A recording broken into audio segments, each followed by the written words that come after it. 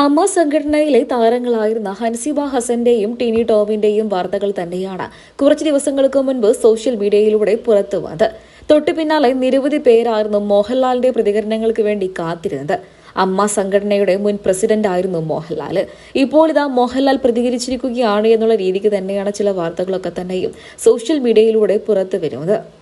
താനിപ്പോൾ അമ്മയുടെ ഭാരവാഹികളിൽ പെടുന്ന ഒരു അംഗമല്ല എന്നുണ്ടെങ്കിൽ പോലും, പ്രസിഡന്റ് സ്ഥാനത്തില്ല എന്നുണ്ടെങ്കിൽ പോലും, അമ്മയ്ക്കുള്ളിൽ നടക്കുന്ന അന്യായങ്ങൾ കണ്ടില്ലെന്ന് നടിക്കാൻ തനിക്കാവില്ല എന്ന് വ്യക്തമാക്കി സൂപ്പർ സ്റ്റാർ മോഹൻലാൽ രംഗത്തെത്തിയിരിക്കുകയാണ് എന്നായിരുന്നു പുറത്തു വന്ന വാർത്ത. കഴിഞ്ഞ കുറച്ചധികം ദിവസങ്ങളോളമായി തന്നെ സോഷ്യൽ മീഡിയയിലെ പ്രധാന വിഷയങ്ങൾ ഒന്ന് തന്നെയാണ് ഹൻസിബ ഹസനും ടിനി ടോമും ഉൾപ്പെടെ അമ്മയിലെ ആഭ്യന്തര തർക്കങ്ങളാണ്.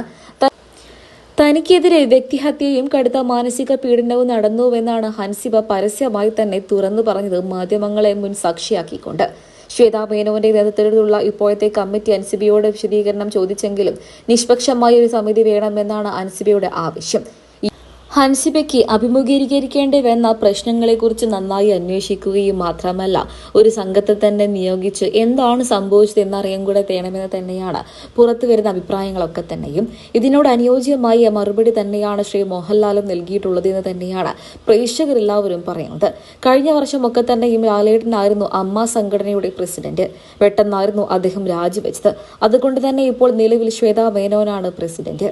അതുകൊണ്ട് തന്നെ സംഘടനയ്ക്കുള്ളിൽ ഒരു സ്ത്രീക്ക് പോലും സുരക്ഷിതമില്ലാത്ത അവസ്ഥ ഉണ്ടാകരുത് എന്നും ഹൻസിബ ഉന്നയിച്ച പരാതികൾ അങ്ങേയറ്റം ഗൗരവമുള്ളതാണെന്നും അത് കേവലം ഒരു ആഭ്യന്തര പ്രശ്നമായി ഒതുക്കി തീർക്കാൻ സാധിക്കേണ്ടതല്ല എന്നും ശക്തമായി തന്നെ അന്വേഷിക്കണമെന്നുള്ളത് തന്നെയാണ് ശ്രീ മോഹൻലാലിന്റെയും അഭിപ്രായങ്ങളും തന്നെയാണ് സോഷ്യൽ മീഡിയയിലൂടെ പുറത്തുവരുന്ന വാർത്തകൾ.